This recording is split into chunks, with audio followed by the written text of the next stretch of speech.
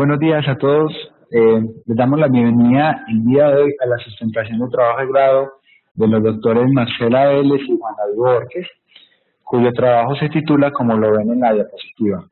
Nos acompañan el día de hoy los dos jurados que van a participar en la evaluación de ese trabajo, que es la doctora Ana Lucía Miranda. Ella es médica, magíster en genética, doctorado en neurociencias y postdoctorado en enfermedades mentales.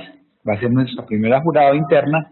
Y el doctor José Rubio, que es anestesiólogo cardiovascular, que trabaja actualmente en la Universidad CES y en la Clínica Sura, que va a ser nuestro jurado número 2 externo. La dinámica de la actividad de hoy es que los estudiantes presentan su sustentación, tienen oportunidad de hacer comentarios, preguntas a los jurados, responden los estudiantes y sus asesores de investigación de trabajo de grado, y finalmente se le da la oportunidad al público para que participe. De nuevo, muchas gracias por asistir.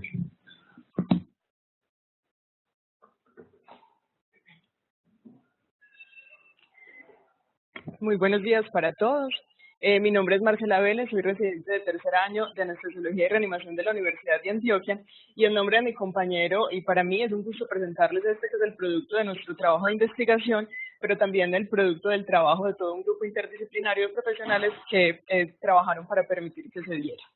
Voy entonces a presentarles una serie de casos de perspectiva multicéntrica que consistió en la evaluación técnica y clínica de un sistema de administración de anestesia total endovenosa en lazo cerrado, utilizando como monitoría de la profundidad anestésica el monitor SedLine.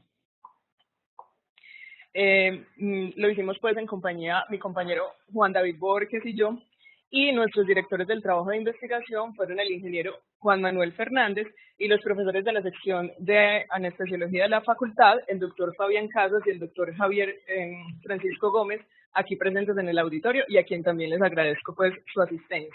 Y también tuvimos el trabajo y la ayuda de otros profesionales como el doctor Carlos Marulanda, la doctora Claudia Castellanos y la doctora Paola Pinzón en Bogotá.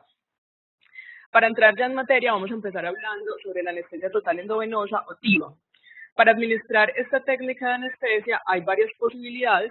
Una posibilidad es en lazo abierto, que puede ser asimismo mediante una infusión manual de los anestésicos endovenosos o mediante una infusión controlada por objetivo a través de una bomba perfusora o de TSI, o puede ser a través de un lazo cerrado. Ambas técnicas tienen en común que se retroalimentan de la información de los monitores de profundidad anestésica y de los monitores de estabilidad hemodinámica, es decir, de presión arterial y frecuencia cardíaca, para ajustar las infusiones de los medicamentos. Sin embargo, en el lazo abierto es el anestesiólogo quien, a través de los cálculos matemáticos que hace a partir de los modelos farmacocinéticos de cada uno de esos medicamentos, tanto hipnóticos como analgésicos, realiza los ajustes a la perfusión. Mientras que en el lazo cerrado, el anestesiólogo es excluido del control de estos medicamentos y es un software o un dispositivo quien realiza los ajustes y los cambios. El lazo abierto, entonces, se basa en esos modelos farmacocinéticos y farmacodinámicos que, desde el punto de vista pues, de los modelos farmacocinéticos, aparecen a partir de cálculos en grupos de pacientes, más o menos de 24 para el modelo de Snyder y de 18 pacientes para el modelo de Marsh, y que utilizan algunas variables como el peso para Marsh y el peso, la edad y el género para el modelo de Snyder. Sin embargo, estos modelos tienen el problema de que tienen poca correlación fisiológica porque no incluyen la variabilidad interindividual de los pacientes, y eso hace que haya posibilidades de sobreestimar las dosis de los anestésicos, principalmente los medicamentos inductores, lo cual lleva a eventos de inestabilidad hemodinámica y otros efectos adversos secundarios. En el sistema de lazo cerrado es el paciente quien retroalimenta el sistema y a partir de él se hacen los ajustes, razón por la cual la variabilidad interindividual está comprendida y eso hace que haya un mejor rendimiento de la dosis y una mejor estabilidad hemodinámica y menores efectos secundarios. Es la razón entonces por la que en la tendencia actual en la anestesia total endovenosa es tratar de optimizar esos sistemas de administración empleando todas las herramientas tecnológicas que nos permitan tener un acercamiento más fisiológico de las variables del paciente, haciendo una técnica anestésica más segura y tener menores efectos secundarios. Podemos decir entonces que los componentes de un sistema de lazo cerrado comienzan con un primer punto, que es un sistema bajo control, es decir, el paciente. Este sistema bajo control va a tener unas variables controladas que van a ser las variables de profundidad anestésica y las variables hemodinámicas, es decir, presión arterial media y frecuencia cardíaca. Y vamos a tener un tercer componente que es el objetivo de entrega, es decir, la concentración plasmática o la concentración en sitio efecto que se va a querer lograr todo el tiempo. Y va a estar controlado a través de un sistema o un software que va a ser capaz de procesar o de traducir esa señal de la variable controlada en una acción a realizar por el quinto elemento, que es el efector o la bomba perfusora. Para el caso entonces de los medicamentos opiáceos y analgésicos, las variables hemodinámicas son las que van a retroalimentar esa variable de control y, por tanto, la presión arterial y la frecuencia cardíaca van a ajustar la infusión de remifentanil. Las variables de profundidad anestésica, en cambio, que van a estar traducidas en un índice de profundidad anestésica, son las que van a controlar las infusiones de propofol. Con respecto entonces a las variables de profundidad anestésica, clásicamente en la literatura y hoy por hoy, tenemos la neuromonitoría electroencefalográfica como la principal variable de profundidad anestésica. Y clásicamente el monitor BIS, que traduce índice biespectral, es el que más se ha utilizado. El índice biespectral es un análisis de las ondas de fase y frecuencia de la señal electroencefalográfica que a través de un algoritmo traduce eso en una escala alfanumérica entre 0 y 100, en la cual en los valores de 40 a 60 se dice que el paciente se encuentra en un estado de anestesia general caracterizado por ondas electroencefalográficas de gran amplitud y baja frecuencia. Y son producto entonces de la monitoría del hemisferio frontal izquierdo y en algunas ocasiones cuando se utiliza pues un sensor bihemisférico de ambos hemisferios frontales. El problema del monitor BIS, a pesar de que es el más ampliamente utilizado, es que tiene algunas desventajas. Tiene respuesta lenta y retraso en la obtención de la señal de hasta 1 minuto. Es susceptible a la interferencia electromagnética. Hay algunos artefactos dados por la actividad electromiográfica del paciente, sobre todo cuando no están relajados. Y tiene algunas limitaciones para interpretarlo cuando se utilizan medicamentos no GABAérgicos como el óxido nitroso, la ketamina o la dexmetomidina. Y además es poco predecible en algunas situaciones como los pacientes en estado crítico o los niños donde su respuesta y su interpretación no puede hacerse literal como en el paciente adulto normal. Es la razón entonces por la que los investigadores han intentado desarrollar otros monitores de profundidad anestésica que logren superar esas limitaciones que tiene el BIS. Y han aparecido otros monitores dentro de los que se encuentra el monitor SedLine, que utiliza su índice PSI o índice del estado del paciente para hacer el análisis. Este monitor entonces también hace un análisis de fase y frecuencia, pero también de ritmo, y traduce entonces la señal electroencefalográfica en un espectro que incluirá la potencia y nos va a dar entonces una imagen gráfica de cómo se encuentran el ritmo de las ondas electroencefalográficas. Aquí vemos entonces la imagen del espectrograma que produce la actividad GABAérgica del propofol en el cerebro, que lo que produce es una desconexión entre el tálamo y la corteza y una irregularidad entre las ondas electroencefalográficas de ambas regiones cerebrales. Eso se produce entonces una huella del propofol que va a estar caracterizada por la actividad alfa y delta. La actividad alfa que se encuentra entre los 9 y los 12 Hz, que es la mancha roja que ven allí arriba, y una de baja frecuencia que está por debajo de los 5 Hz, es decir, la onda delta. Y así para cada uno de los medicamentos. Esta información entonces también se va a asociar a la presencia de ausencia de onda electroencefalográfica o cuando se aplana completamente en 0 Hz, que es la supresión completa del electroencefalograma, y el monitor nos entrega pues la información sobre cuánto es el porcentaje de esta supresión. Y adicionalmente nos entrega también un índice analizado de esa señal electroencefalográfica que es análogo al BIS y que se conoce como el PSI o índice del estado del paciente, que también tiene una escala numérica de 0 a 100, pero en este caso los valores entre 20 y 50 corresponden al estado de anestesia. Las ventajas que ha tenido este monitor cuando se ha probado es que se considera un buen predictor de la profundidad hipnótica y de la pérdida del conocimiento de forma análoga al BIS, y que además tiene una técnica de autonormalización que permite reconocer esa variación interindividual de cada uno de los pacientes y la respuesta diferente a los fármacos. Cuando se ha utilizado, también logra disminuir el consumo de hipnóticos y tiene un mejor perfil de recuperación de la anestesia. Además, se dice que tiene menor interferencia electromagnética y con esa detección de los periodos de supresión que interesan bastante en los desenlaces clínicos de los pacientes, pues nos aporta más información. Como antecedentes entonces a nuestro trabajo, el grupo investigador pues hizo inicialmente el desarrollo del software del lazo cerrado y hizo un reporte de casos de la utilización del mismo. Posteriormente se desarrolló una serie de casos prospectiva que incluía 31 pacientes en los que se hacía el análisis de la profundidad anestésica, pero inicialmente utilizando el BIS como controlador. Y finalmente, en el 2016 se publicó un ensayo clínico controlado que incluía 150 pacientes, 75 en cada brazo, y comparaba un lazo cerrado con un lazo abierto, pero también basados en monitoría BIS.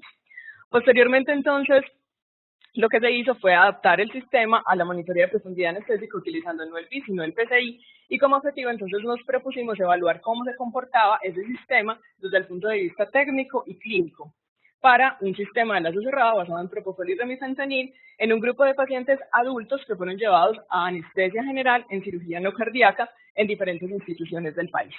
Y para hacerlo, entonces, nos propusimos medir el tiempo de permanencia del PSI entre ese rango anestésico considerado de 25 a 50, evaluamos el desempeño técnico de ese controlador, registramos los episodios de inestabilidad hemodinámica, el uso de medicamentos inotrópicos y vasopresores, la necesidad de cambio de la técnica, los tiempos de despertar y algunos desenlaces clínicos de importancia en anestesia, como el recuerdo intraoperatorio, el movimiento y la náusea y vómito.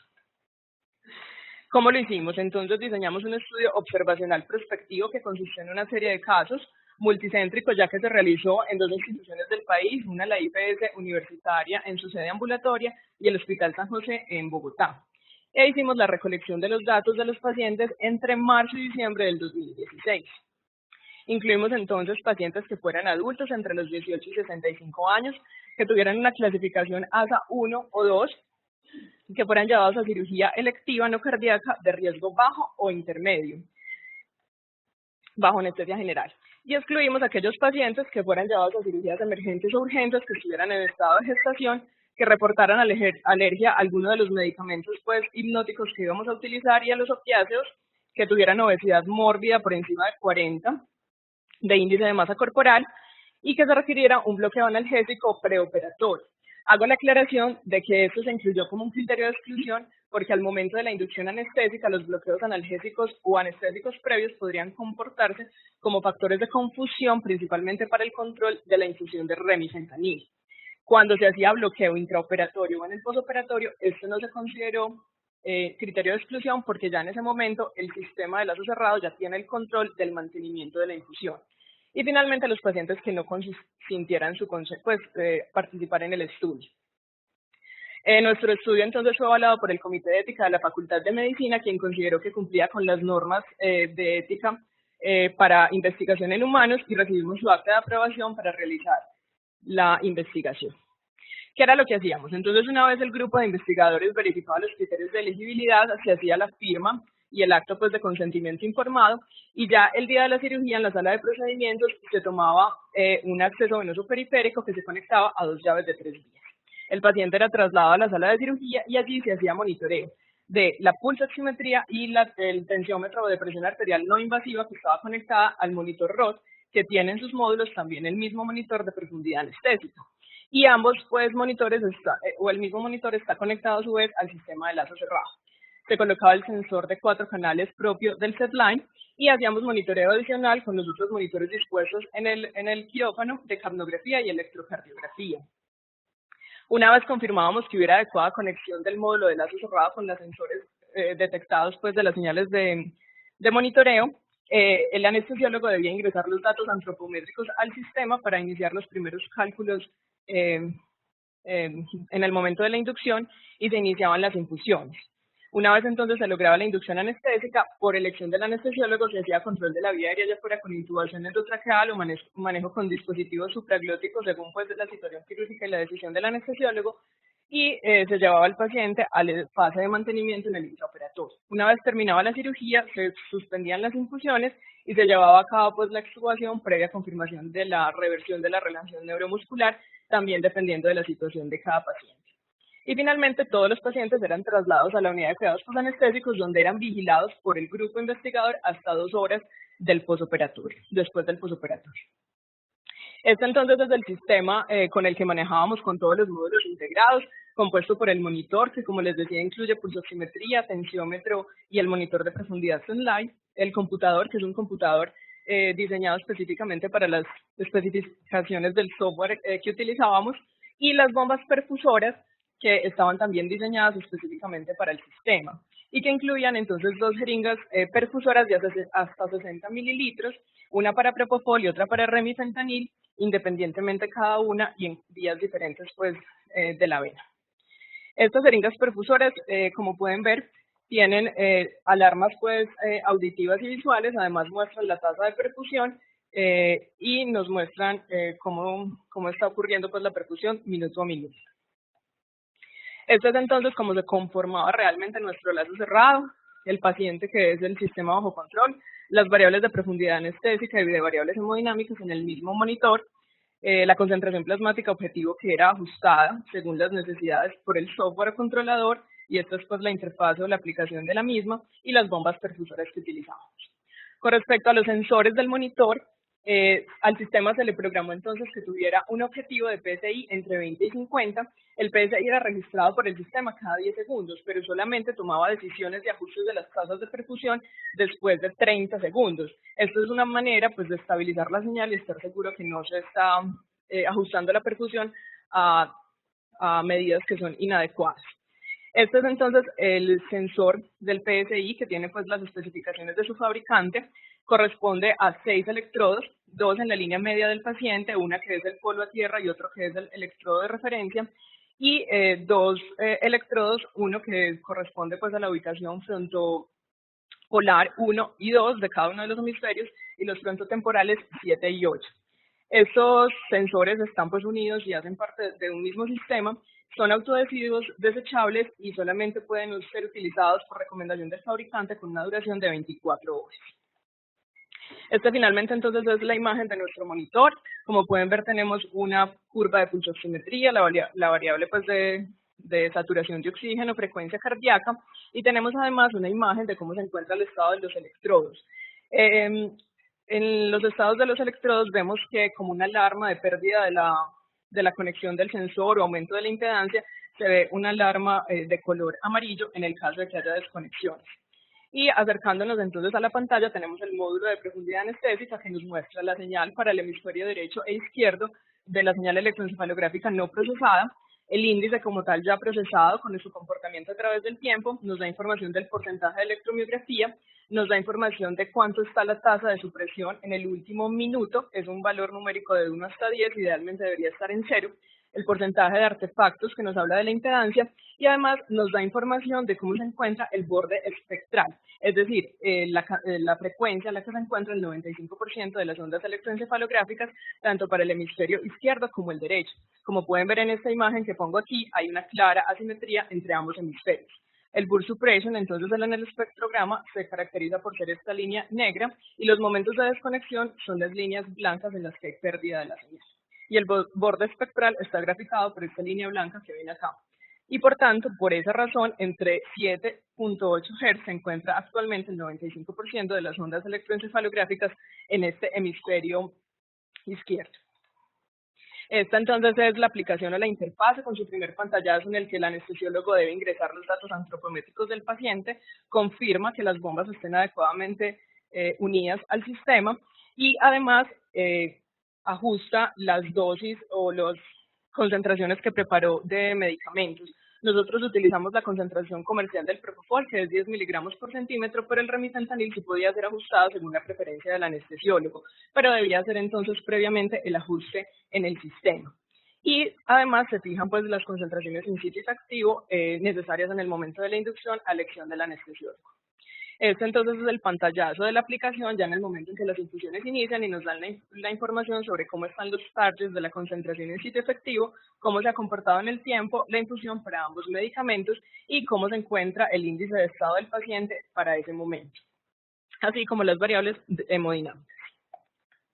Estos entonces son los formatos de recolección de datos que hicimos de forma escrita en físico de cada uno de los momentos. Un primer momento que fue en el momento de preparación de los pacientes, en el intraoperatorio entonces que recogimos las variables intraquirúrgicas y finalmente la recolección de datos en el postoperatorio. Todos esos formatos manuales fueron transcritos a una base de datos en Excel que tuvo un doble chequeo por cada uno de los investigadores y los datos que eran propios del controlador sí eran registrados automáticamente por el sistema y almacenados posteriormente en la misma base de datos. Todo el análisis estadístico entonces incluyó variables cuantitativas y cualitativas y aplicamos las variables de desempeño técnico que son recomendadas para este tipo de controladores según Barbie. ¿Qué encontramos o qué tuvimos? Entonces, después de hacer la revisión de todos los posibles pacientes, finalmente firmamos consentimiento de 50 de ellos en la institución número 1 y 32 en la institución número 2 para un total de 82 pacientes, a los cuales se llevó 81 anestesia bajo lazo cerrado debido a que uno se canceló pues por motivos administrativos. Finalmente tuvimos pérdida de hasta 7 registros automáticos, por lo cual solo pudimos analizar en total 74 pacientes, 47 en la institución 1 y 27 en la institución número 2. Estas son las características de nuestra población. Entonces tuvimos un promedio de edad de 37 años y, como pueden ver, había una población mayor en la institución número 2. La mayoría de nuestros pacientes eran mujeres y había una tendencia pues a ser ASA 2 en la institución número 2, mientras que eran ASA 1 la mayoría de la institución número 1. Los tipos de cirugía fueron cirugía otorrinolaringológica y cirugía plástica en la institución número 1, mientras que para la institución número 2, que es en Bogotá, la mayoría de las cirugías fueron de tipo pues, de cirugía general, ginecológica o urológica. Con respecto a las variables basales hemodinámicas no había pues mucha diferencia importante, pero respecto a la duración anestésica sí tuvimos un tiempo mayor de las cirugías en la institución número 1 de hasta casi el doble de diferencia entre las dos instituciones. Y la mayoría de la analgesia de nuestros pacientes que recibieron fue por opioides intravenosos y AINES. Y esto fue lo que encontramos entonces en nuestra variable más importante, que fue el tiempo de permanencia del PSI entre 20 y 50, que para la institución número 1 fue el 96% del tiempo y en la número 2 fue el 84.8% del tiempo. Cuando hacemos el análisis gráfico de cómo se comportó el PSI durante ese tiempo, nos encontramos que antes del minuto 7 el PSI está en los valores más altos, lo que se corresponde con el tiempo de inducción anestésica. Más o menos al minuto 10, esta señal se estabiliza, entra en la fase de mantenimiento y se comporta de una adecuada manera para todas las dos instituciones. Sin embargo, las desviaciones estándar y los extremos fueron mayores en la institución número 2 y vamos a hacer el análisis de por qué. Y pues basados en los estudios anteriores del grupo, se dice que para que un controlador tenga un buen desempeño, debe estar por encima del 70% del tiempo dentro de ese valor de control. Para nuestras instituciones, ese tiempo fue por encima del 77% en los dos casos, en los que estuvo más del 70% del tiempo. Con respecto entonces a los otros desenlaces clínicos, vemos que los episodios de inestabilidad hemodinámica no fueron muy importantes, mucho menos del 4% en una de las dos instituciones, pero sí fueron mucho mayores y se correspondieron con más uso de vasopresores en la institución número 2. El movimiento intraoperatorio, en cambio, fue mucho mayor en la institución número 1 y la necesidad de cambio de lazo abierto y técnica de uso con halogenados fue necesaria en 3 casos. Tuvimos un episodio de recuerdo intraoperatorio que ya les voy a explicar en qué contexto se dio y no tuvimos ningún episodio de náusea y vómito postoperatorio. Y estas son las variables de desempeño técnico. Con respecto entonces a la eficacia clínica, estos son los estudios que hay publicados hasta la fecha de sistemas de lazo cerrado que se hayan utilizado hasta ahora y como ven todos ellos utilizan el BIS como monitor de profundidad. Si ven entonces tienen grupos de pacientes muy heterogéneos, el más grande es el de PURI con 121 pacientes y nosotros pues que estamos en un porcentaje de pacientes más o menos aceptable para este tipo de dispositivos de 74. El tiempo de permanencia dentro del índice de profundidad para estos estudios está alrededor del 80%. Y en nuestro caso, para ambas instituciones, estuvimos con un comportamiento similar al resto pues, de los estudios publicados. Sin embargo, hay una diferencia importante entre el control en la institución número 1 y la institución número 2, que podríamos explicar porque la población de la institución número 2 era más heterogénea, había más pacientes ancianos y pacientes más enfermos ASA2, es decir, crónicamente, aunque la enfermedad estuviera estable. Además, hay una variable de confusión para el sistema que no puede ser controlada por ningún sistema de lazo cerrado, que es el origen comercial de los medicamentos, y lo destacamos ya que eran instituciones diferentes y en ciudades diferentes del país. Y en la institución número 2 hubo una población más importante de pacientes con sobrepeso, con índices de masa corporal por encima de 25, lo que se correlaciona con la posibilidad de almacenamiento en los pacientes utilizando un medicamento lipofílico como el propofol. Con respecto entonces a otros desenlaces clínicos y episodios de inestabilidad hemodinámica y uso de vasopresores, aunque realmente tuvimos una proporción muy baja, pues por debajo del 20%, sí hubo una diferencia importante entre ambas instituciones. que podría estar explicada porque en la institución número 1, al ser la mayoría de los procedimientos de cirugía plástica, se utilizaban técnicas más hipotensoras, haciendo que el anestesiólogo tolerara más los episodios de hipotensión y presiones arteriales medias más bajas. Mientras que en la institución número 2, con pacientes más ancianos y asados, hace que tengamos metas o desajustes de la línea basal del paciente un poco más estrictos. Además del origen comercial de los medicamentos, y que esos episodios de inestabilidad hemodinámica debe resaltarse que son en la fase de inducción, donde aún el sistema no se ha vuelto lazo cerrado, sino que es un lazo abierto en el que la concentración en sitio efecto fue programada por el anestesiólogo. Con respecto entonces a los episodios de movimiento intraoperatorio, observamos que fueron mucho mayores en la institución número 1, donde empezamos el estudio. Cuando empezamos a observar que la mayoría de los movimientos ocurrían durante las osteotomías o los cambios de la lateralidad quirúrgica, el grupo desarrollador decidió adicionarle al sistema un botón que incluía aumentar la concentración en sitio efecto para el remifentanil en un punto, ya que el movimiento intraoperatorio en ausencia de relajación debería pues considerarse como falta de analgesia. Eso hizo entonces que con ese cambio en el sistema, para la institución número 2, donde se terminaron de recolectar pacientes, hubiera muy pocos casos de movimiento intraoperatorio. Pero también resalta la circunstancia de que los sistemas de lazo cerrado, como no tienen capacidad de predecir cómo se está comportando el momento quirúrgico, pues necesitamos finalmente que haya un anestesiólogo para que controla y prediga, cosa que no puede hacer el sistema.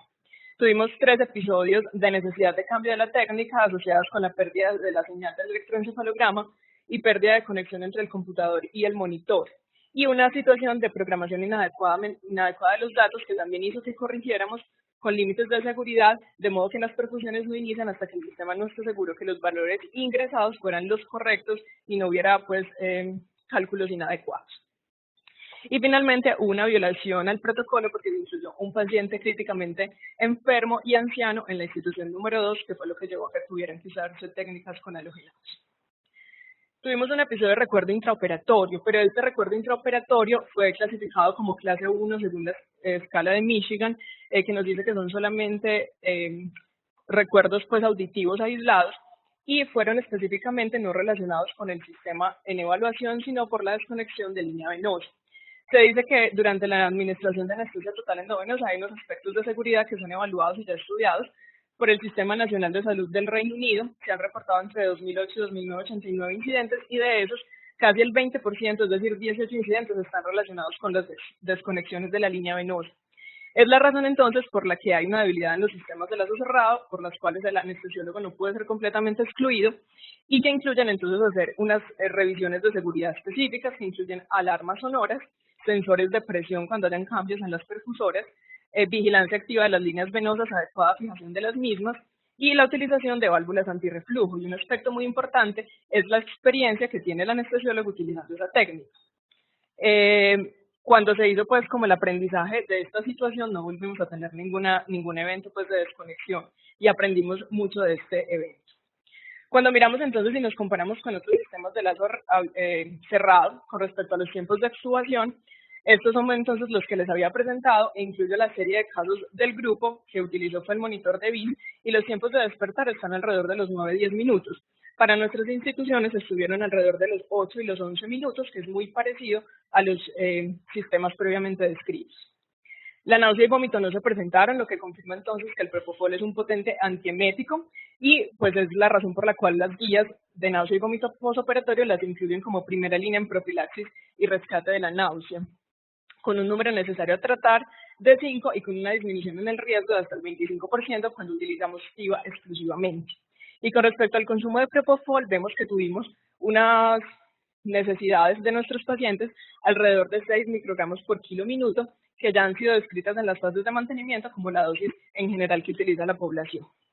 Estas son las variables de desempeño técnico que evaluamos y que se utilizan para evaluar este tipo de controlados. Entonces tenemos el porcentaje de desempeño técnico medio absoluto, que se refiere a qué tan preciso es el sistema para controlar la variable y tenerla dentro del rango. Se dice que este valor es adecuado cuando se encuentra entre 20 y 50, y para nuestras dos instituciones fue de 21, es decir, es adecuado. Además, una medida del desempeño medio que nos habla entonces de qué tan sesgado puede ser el sistema a irse a alguno de los extremos del rango de la normalidad que se le programa. Ese sesgo nunca debe ser mayor del 10 al 20 y para ambas instituciones estuvo alrededor del 11 y el 10, es decir, adecuado. Y hay otra medición que es el Wobble, que nos habla entonces de cómo se comporta el sistema en la variación interindividual de cada paciente. En este caso debería ser cercana a 0, pero no se logró para ninguna de las dos instituciones. Hablando entonces de que hay algunas variables propias de cada paciente que no se logran controlar y que hacen que el sistema de lazo cerrado en la capacidad de predecir los cambios intraquirúrgicos aún no logra pues su objetivo. Sin embargo, desde el punto de vista técnico podemos decir que los parámetros de desempeño técnico son los aceptados internacionalmente para este tipo de dispositivos. ¿Cuáles son las limitaciones de nuestro trabajo? Pues el número de casos es realmente limitado, la naturaleza descriptiva del mismo hace que no podamos hacer inferencia estadística. Es decir, nosotros con este trabajo no podemos decir que este sistema sea mejor que uno que utilice BIM o mejor que un sistema de lazo abierto. No hicimos monitoría de electroencefalográfica previa en los casos registrados, ni excluimos los pacientes que tuvieran trastornos neurológicos o alguna alteración del electroencefalograma porque no lo conocíamos previamente. Además, no documentamos ese monitoreo del espectrograma y realmente la variable de control de profundidad anestésica, más allá del espectrograma que nos da más información, fue realmente el índice anestésico. Por lo que, pues, uno de los proyectos o las posibilidades que tenemos con este estudio es tener hipótesis de cómo podemos mejorarlo, seguir mejorando la tecnología. ¿Qué concluimos? Entonces, que por lo menos para esta serie de casos, que son pacientes ASA 1 y 2, adultos llevados a cirugías selectivas y de bajo riesgo, este sistema de administración de anestesia endovenosa, que utiliza propofol y remifentanil y utilizando el PSI como variable de control de la profundidad anestésica, es seguro y tiene un buen desempeño tanto clínico como técnico. Eso hace entonces que sea comparable con el desempeño de otros sistemas de lazos cerrados que utilizan el BIS y que tiene un rendimiento uniforme a través del tiempo durante el mantenimiento de la profundidad anestésica, que es uno de los principales objetivos de los anestesiólogos. Sin embargo, son necesarios estudios futuros y continuar desarrollando la tecnología para optimizar el sistema y tener pues un mejor desempeño. Y agradecemos a todas las personas y a todos los grupos que hicieron parte pues y permitieron el desarrollo de este estudio.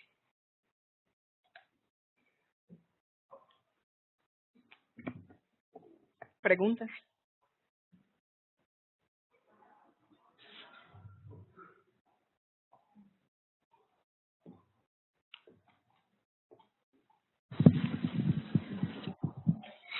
Bueno, el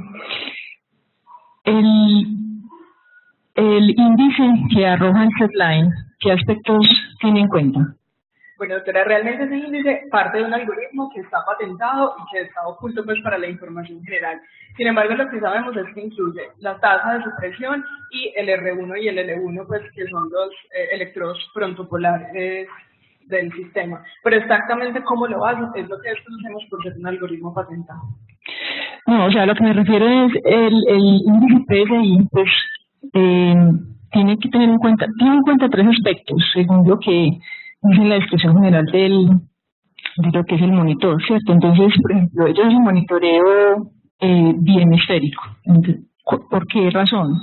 Ellos están buscando qué aspecto al monitorear ambos hemisferios cerebrales. Bueno, básicamente lo que buscan es la actividad alfa que caracteriza el estado de profundidad anestésica bajo anestesia con propofol, que tiene un efecto GABAérgico. Es decir, ese ritmo de frecuencias entre 9 y 12 Hz. Y lo hacen ambos hemisferios pues, ante la posibilidad de que haya algo de asimetría pues, en un paciente en particular.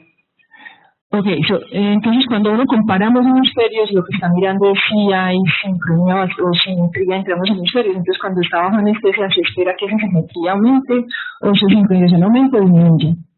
Que esté sincronizado, pues que no haya diferencias. Puse ahí el ejemplo que no era un caso pues, de los pacientes para ilustrar esa asimetría que es una información adicional que nos da el monitor, pero lo que se espera es que ambos hemisferios estén en el mismo ritmo o en la misma frecuencia. Y disminuye la simetría, sí. Bueno, el software que tiene el controlador, que es el desarrollo pues, que hicieron los investigadores previos a ese trabajo, ¿qué tiene pues de particular, digamos, con respecto al control que hace sobre la infusión de los anestésicos? O sea, es un software o una aplicación que se va a patentar. Quiere decir que tiene un desarrollo que es único de él, que lo hace diferente modos de controlar esa administración. Podrían, pues, como... Pues aquí tenemos a la persona que se ha encargado de hacer esto, como todo el desarrollo técnico. Voy a dirigir la pregunta a él para que nos dé las especificaciones y los detalles. Sí. Juan Manuel. Bueno, buenos días. El sistema principalmente se diferencia en que pues es el único en el mundo que está utilizando la tecnología Sublime. Entonces pues es el primer factor diferencial y no solamente tiene en cuenta el número de la profundidad anestésica, aunque es la variable que utilizamos de control para verificar el funcionamiento. Internamente el software utiliza el índice de profundidad anestésica, las tasas de supresión y las frecuencias de borde espectral para, bueno, y también el índice de electromiografía para, digamos, tratar de dar una respuesta adecuada. Eso, digamos que es otro de los factores diferenciales. O sea, tiene mucha más información que solo el índice de espectral. Porque en todo registro electroencefalográfico hay mucho ruido, muchos artefactos, ¿cierto? Entonces, digamos que como se está basando la administración del Propofol, se está basando en ese índice, como la aplicación tiene en cuenta esa cantidad de ruido, porque en un quirófano hay muchos cables, los cables son los que más ruido generan en un electroencefalograma, y eso es lo que va a decidir cuánto anestésico se le va a administrar al paciente. Entonces, como esa aplicación que se desarrollaron tiene en cuenta el ruido y los artefactos. Bueno, por un lado, porque el algoritmo que incluye el PSI lo que hace es que analiza pues esa cantidad de ruido, la saca de la información y lo traslada pues al índice que se supone que ya tiene ese ruido analizado y ya ha salido de la señal. Y adicionalmente, la decisión de ajuste de las tasas de percusión no ocurre en minuto a minuto ni segundo a segundo, sino cada 30 segundos después de que ya se ha estabilizado y él confirma que el índice de PSI que está recibiendo pues es mantenido en el tiempo. Bueno, entonces, otra pregunta respecto al Hugo, que fue como la variable que no se ajustó pues como a lo esperado. Tú hablaste un poquito de por qué crees que se dio esa variabilidad pues tan grande.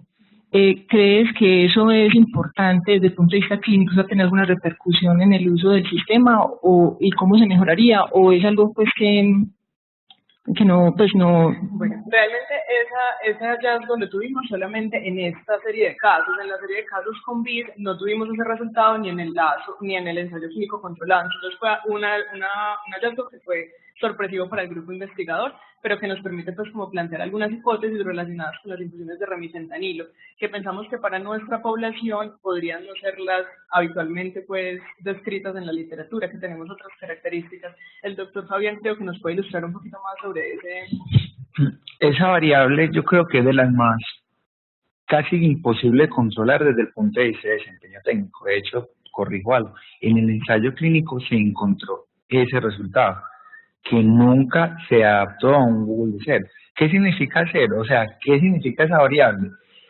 ¿Qué tan preciso es el sistema de mantener la variable de control, en este caso PSI, en el tiempo, en el paciente, en el particular? ¿Eso qué quiere decir? La capacidad que tiene el sistema de predecir momento a momento lo que va a pasar en una intervención y mantener esa variable de control. Es lo que decía Marcela. Es imposible desde el punto de vista anestésico. Es difícil para nosotros como anestesiólogos momento a momento predecir qué va a pasar con un estímulo quirúrgico X en un sistema que es un sistema, y hay que decir, un sistema tonto, porque lo que hace es seguir una variable específica independientemente de lo que pase.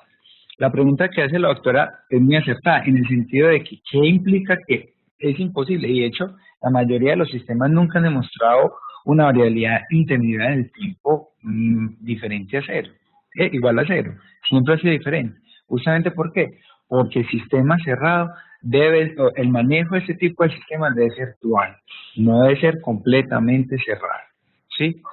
Eso desde el punto de vista clínico implica que el anestesiólogo tiene que participar en las decisiones que toma el sistema y prever lo más posible, porque no siempre va a poder, qué va a ocurrir. Es decir, va a ocurrir un estímulo quirúrgico diferente al que venía, una osteotomía diferente, una incisión de lateralidad. ¿Qué tiene que ver el anestesiólogo? Asumir parcialmente el control frente a ese estímulo para evitar que el sistema se salga. Eso es lo que implica esa variable. Y es una de las variables que es, desde el punto de vista estadístico, imposible de controlar para ese tipo de sistemas. Pero implica que el anestesiólogo tiene que tomar decisiones y no dejárselas todo completamente al sistema. Una de las conclusiones a las que llegamos es que finalmente los sistemas de lazo cerrado no pueden excluir completamente al anestesiólogo. Lo que hace es que le libera las manos, le libera la mente de estar haciendo cálculos y ajustes de perfusión y puede estar concentrado en otras cosas más importantes como monitorizar esos cambios, que no haya ruido en las señales, que el paciente esté adecuadamente monitorizado, cómo está el acceso venoso, etc. Y por último, pues, te pregunto, de acuerdo pues a lo que han hecho con esta nueva aplicación, ¿en qué pacientes está totalmente contraindicado pues utilizar este sistema y en qué casos si consideran ustedes y lo recomiendan que se utilice? Bueno, entonces, pues primero las contraindicaciones de cualquier anestesia total endovenosa, que son cirugías donde se prevea cambios hemodinámicos o pérdidas sanguíneas muy grandes, donde entonces es imposible controlar la cantidad de medicamentos porque el continente pues, o los volúmenes se pierden. Y pues esos pacientes como más inestables hemodinámicamente de ese tipo de cirugía. Y por el otro lado, más que contraindicar, pienso que lo que no podemos decir es que el sistema sea seguro en aquellos pacientes críticamente enfermos o en los que sabemos que el monitor de profundidad tiene un comportamiento no habitual. Es decir, los niños y los ancianos, donde la señal electroencefalográfica no puede ser interpretada de una forma tan literal como un índice entre 20 y 50. Como opinión casi que personal, dado pues que ya hemos hecho bastantes cosas de eso, yo creo que eso es un sistema altamente dependiente de la forma como se monitoriza. Si la monitoría que tenemos es buena, el sistema cada vez va a ser más bueno independientemente del tipo de paciente. Usted puede tener un paciente críticamente enfermo en donde usted perfectamente los pueda cuadrar para ese paciente en particular. Eso es adecuado. ¿Dónde empezamos a fallar? Cuando la forma de monitorizar empieza a cojear, empieza a fallar. Entonces colocamos un ejemplo, les coloca el tipo de, por ejemplo, del BIS. Yo tengo un paciente si yo tengo un BIS de adecuada profundidad de 40-60 y yo empiezo en un paciente completamente despierto con un BIS de 70, por ejemplo, y nos ha pasado, por ejemplo, la población pediátrica, ¿qué set point le voy a dar al sistema? ¿Qué va a ser adecuada profundidad cuando yo sé que ya empecé con una señal? ¿O es de mala calidad o desde el punto de vista neurológico algo está pasando que no sabemos?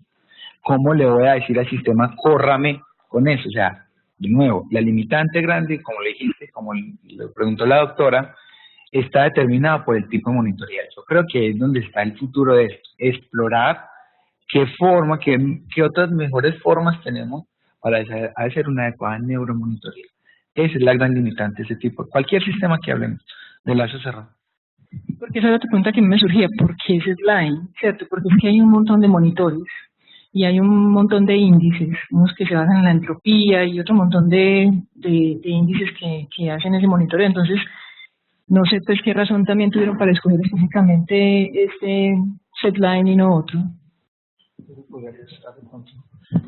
Pues dentro del punto de vista del neuromonitoreo, pues hay varios equipos. El clásico ha sido el BIS y es el que se encontraba pues toda la literatura. El SLINE tiene unas ventajas que nosotros vimos que podría servir en el grupo y es que nos da el espectro y la franja que lo detecta en el tiempo real si el paciente puede estar despertando. Entonces es como una cosa nueva que tiene adicional a los otros equipos.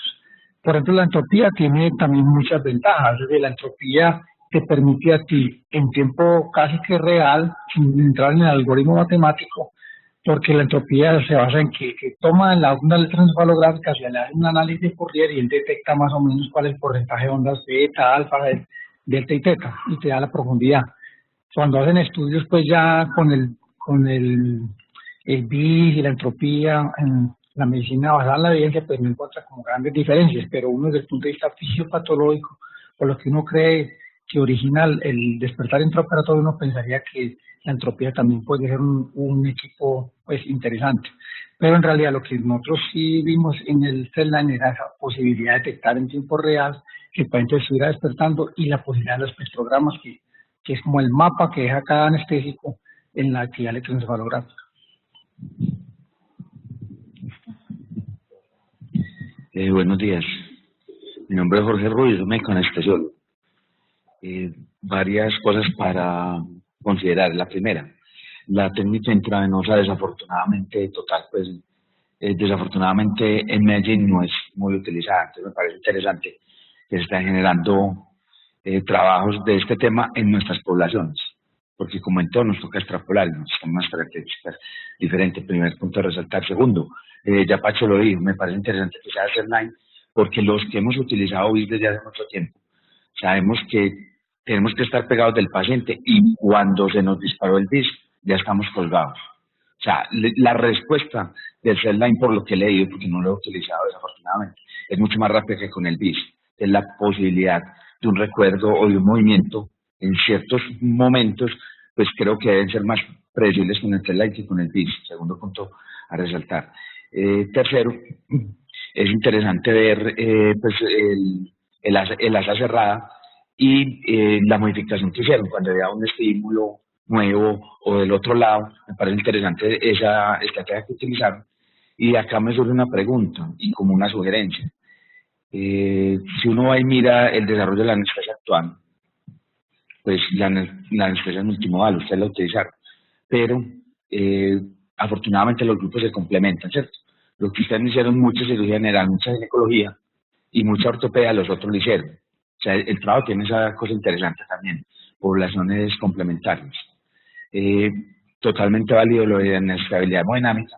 Ustedes en la definición dicen que bajaba más del 25, me imagino que definieron una presión arterial media en la hipotensión de cuánto, hasta 55, 60. ¿Hasta cuánto permitían? Esa disminución era con respecto a la basal, por eso era un valor que se registraba en el momento pues de la entrada del paciente a salas de cirugía. Listo. Y si están en técnica hipotensiva, por la nariz, por ejemplo, para otra cirugía de plástica. Se modificaba un poquito. Modificaba. De bajar el índice de presión arterial y por lo tanto hacía más infusión del medicamento. Incluso a veces nos llegó a pasar en rinoplastias que a veces se necesita el cirujano pues pide que haga una hipotensión para evitar el sangrado. Colocábamos el cardio un tanto bajo en pacientes jóvenes y... ¿Qué cifra? Más o menos. Alrededor de 60. 60 media. Listo, perfecto. Lo que quería saber. Doctor, esta...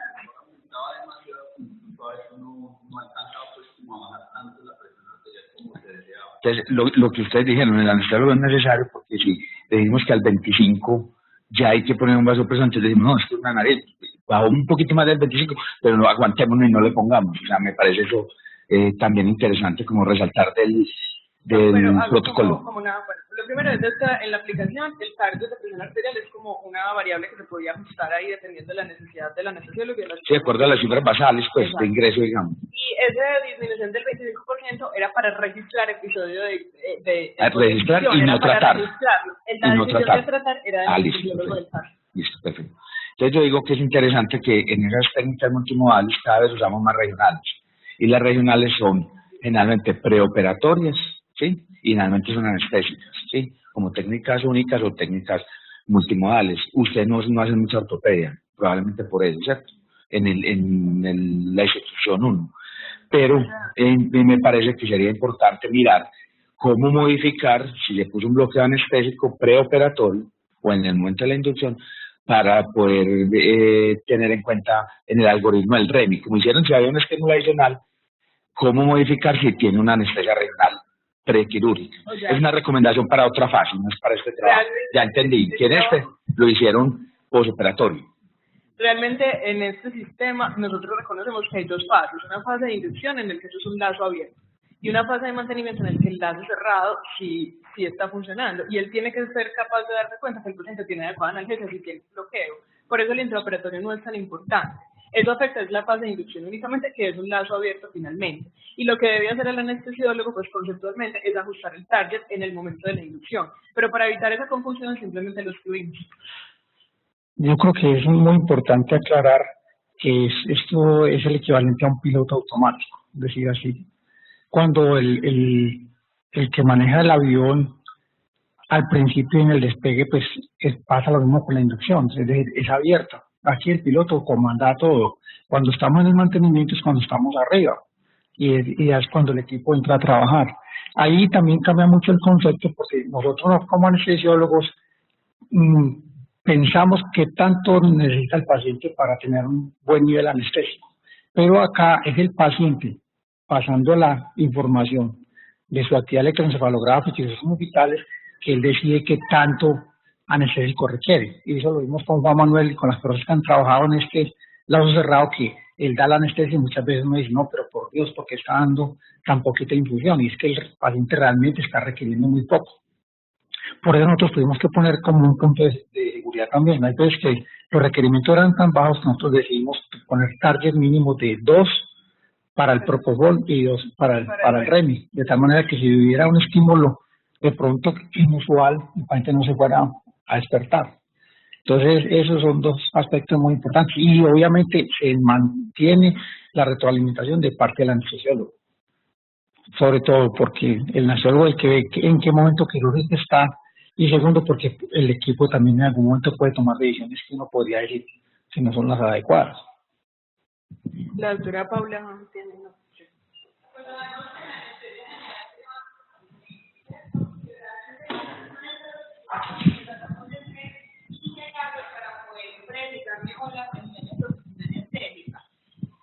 Complementando lo que dice el doctor Rubio, sería muy interesante que en un próximo estudio, o no sé si ya lo está, abolir la parte de dolor y analgesia como tal con un bloqueo previo para poder precisar mejor la actividad neuronal en términos de profundidad anestésica como tal, no en términos de qué nivel de analgesia y anestesia tenemos, sino de profundidad. Sería pues como lo que decía, sería muy interesante precisarlo previamente con un bloqueo, es la única manera de nosotros estar completamente seguros de que hay una ausencia completa de estímulos aferentes, ¿sí? Y uno poderse acercar y estudiar realmente cómo está ese nivel de actividad neuronal para saber qué tanto estamos haciendo nosotros con Propofol. Muchas gracias, doctora, tiene razón. Nos tocaría ya empezar a evaluar cómo va a ser muy objetiva la medición de ese bloqueo, pues implica pues otro estudio y otros componentes. El doctor Elmer. Sí, muy buenos días. Yo quiero hacer varios comentarios. El primero, a mí para trabajo particularmente me parece maravilloso. Tuve la posibilidad pues, de trabajar con algunos de los que estaban haciendo el proyecto de investigación y me parece maravilloso por varias cosas. En primer lugar, fíjense que nosotros tradicionalmente hasta hoy hemos basado nuestra práctica anestesia en un monitoreo, en un sistema en el cual realmente no es el órgano efector principal. Muy poco conocemos nosotros de qué está pasando a nivel cerebral en nuestros procesos anestésicos convencionales. Muy poco, porque todo es a nivel del sistema cardiovascular y con todo lo, digámoslo, tardío y de dificultades inherentes a ese proceso de monitorización. Entonces, me parece maravilloso. ¿Por qué? Porque es que estamos entrando en otro escenario. Y ese escenario, cuando usted analiza cualquier medicamento de los que utilizamos en anestesia, casi todos tienen efectos finales a nivel del sistema nervioso. Y es precisamente lo que nos estamos monitorizando. El segundo elemento que me parece muy importante es la innovación y la aplicación de conocimiento generado en nuestra universidad. El hecho de que estemos utilizando monitores, sistemas que han sido diseñados y trabajados conjuntamente con bioingeniería, facultad de medicina, me parece maravilloso porque es que eso es lo que allá es donde tenemos que avanzar. En tercer lugar, entramos en la era de la automatización de los datos. Y eso a mí me parece fundamental porque hasta hoy, cada que analizamos un evento adverso, nos tenemos que ir a lo figurativo. Y es qué transcribió el anestesiólogo en el momento en que se presentó el evento adverso. Acá ya entramos en el escenario de la realidad. Es decir, inmediatamente. Y mire lo interesante de esto porque esto es automatizado y mire cómo empezamos a analizar posibilidades de mejoramiento futuro de la técnica. Obvio, cuando a mí me dicen, es que cuando yo tengo un BIS de 60, posiblemente en ese momento en que lo estoy leyendo no sea el real. Hacia allá vamos, pero ya dimos un primer paso de empezar a analizar el cerebro y en segundo lugar, un paso a utilizar tecnologías y automatizar eso. Entonces yo creo que lo que viene es maravilloso, lo que viene es simplemente que nosotros tengamos la mente abierta y empecemos a incorporar día a día una monitoría que se traduzca en una realidad más clara de lo que está pasando a nivel del sistema nervioso central del paciente. Entonces yo, pues Marcela, lo felicito porque la claridad con la que vos exponés y la seguridad siempre ha sido pues como una constante tuya. Creo que el trabajo tiene aspectos muy positivos y que tiene obviamente, como todo trabajo de investigación, unas variables que tendremos que ir mejorando y analizando, pero que creo que esto verdaderamente es un trabajo de investigación que no repite cosas que ya están establecidas, que nos muestran nuevas posibilidades y que sí somos capaces de hacerlo. O sea que yo creo que este trabajo tiene mucho para aportar en lo que es la literatura científica a nivel de anestesia e igualmente de la mano de bioingeniería podremos avanzar en desarrollos futuros y aplicación de las tecnologías en nuestro medio y sobre todo a nivel de países en vías de desarrollo, porque creo que tenemos un gravísimo problema cuando todo nos lo imponen las multinacionales con unos intereses absolutamente económicos. Sabemos lo costoso que son estas monitorías y cómo aquí podemos entrar en un escenario distinto porque posiblemente podremos aportar en esa parte social del manejo de nuestros pacientes. Gracias, doctor. Muchas gracias.